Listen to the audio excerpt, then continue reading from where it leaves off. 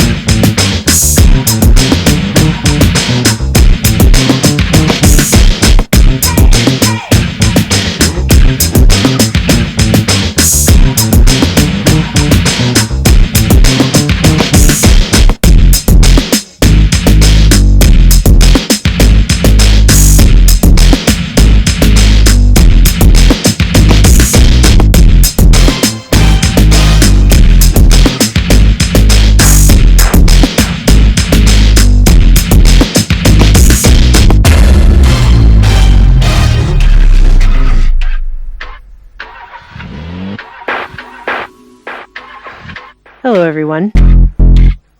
We're living in a crazy, dark time in a lot of ways. Even the most optimistic, love and light person has got to admit this is not anyone's ideal moment in history. And some of these things are completely out of our individual control. That maybe the only thing we can do is to continue to talk about them with each other.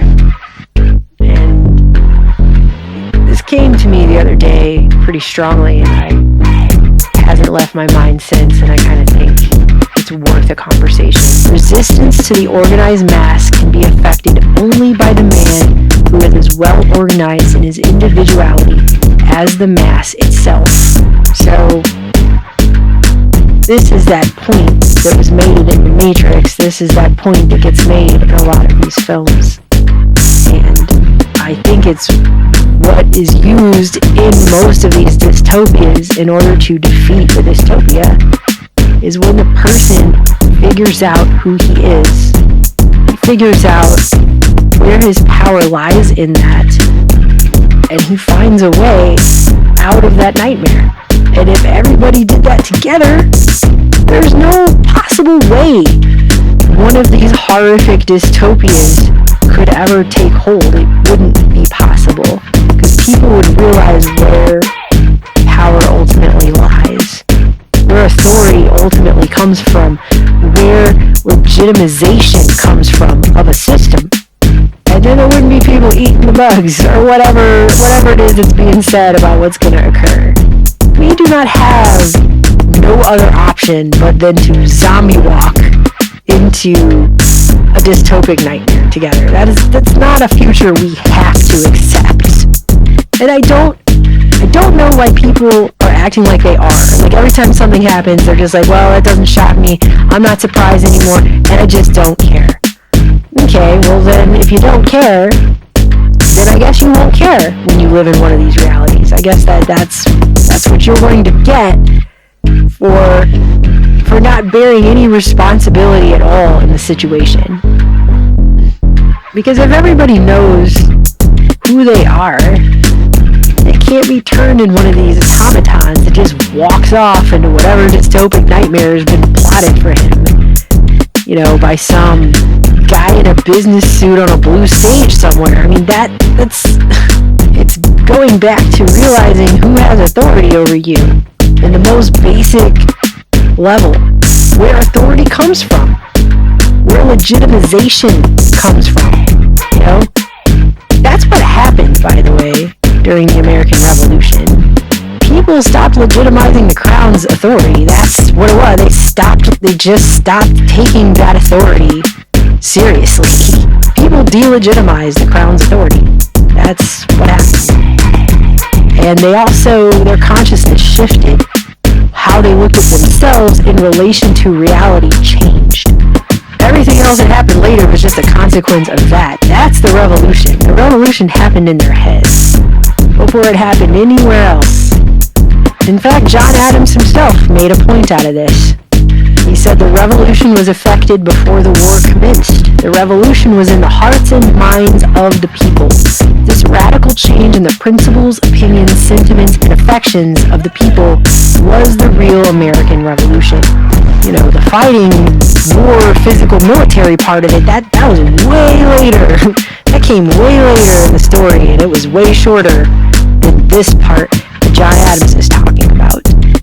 And people forget that. Or maybe they were never taught it. Maybe they didn't forget it because they never knew it in the first place. But if you didn't know it, now you do. The way they viewed the king, the crown, the power what that meant in terms of what rights of power were legitimate, what authority in that symbol was legitimate, completely changed at that time. And the people themselves, their opinion of themselves changed a lot. They rose themselves up consciously. Their view of themselves in terms of their reality and their place in that society, in that reality, changed completely in ways that were considered radical.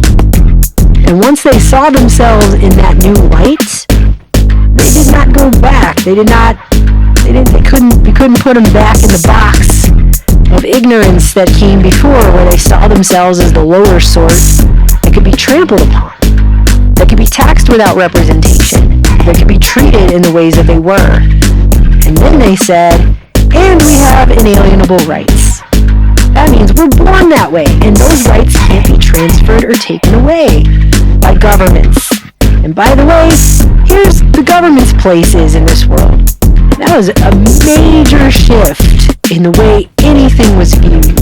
And now here we are at this great reset, or whatever it is they want to call it, and another major shift is taking place.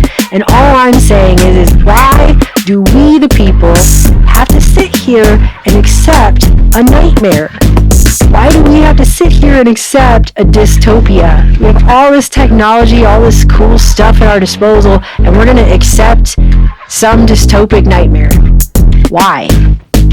Because it damn sure better not be just because some freaking dude in a suit in a blue room sitting around somewhere talking a bunch of buzzwords about synergy and stuff. Like, it better not be because one of those dudes found a way to make money off of it, and so we gotta line his pockets by marching into his shitty nightmare future. Like, that's a stupid reason to have a dystopia, guys, okay?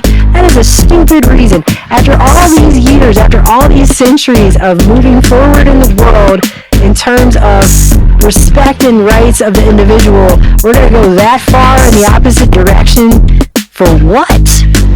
Because the conveniences aren't going to be worth the world that's going to create. And deep down, I think most people know it. That's the thing. I think a lot of people are just too afraid to say how concerned they are about the things that are happening, not just individual things, but the overall trend of reality right now. But somebody has to. Somebody has to say these things, because if we keep just all being quiet about it and pretending like it's la-ti-da every time another new horrible freaking thing happens, I mean, where are we going to end up? I want a better future for us. We deserve a better future. Humanity deserves better. Humanity deserves better than the world that we have right now. And there's no reason it can't be. Not really. Everyone wants to get lazy with it. We're going to end up in Klaus Schwab's nightmare land. And I, for one, think that's bullshit. So, are we just going to go along in the Ash conformity experiment, or what? I guess that's the question. Because we could start making our own images about what this reality is going to be. We have that power. We have that ability. And I just think everyone needs a reminder of that. Sorry if I sound like I'm scolding people over here. Just getting about sick and tired of this ridiculous stage play. It's not how things really are.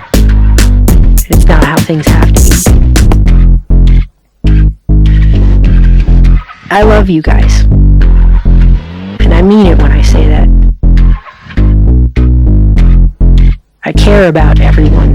If I didn't, I wouldn't still be here doing this.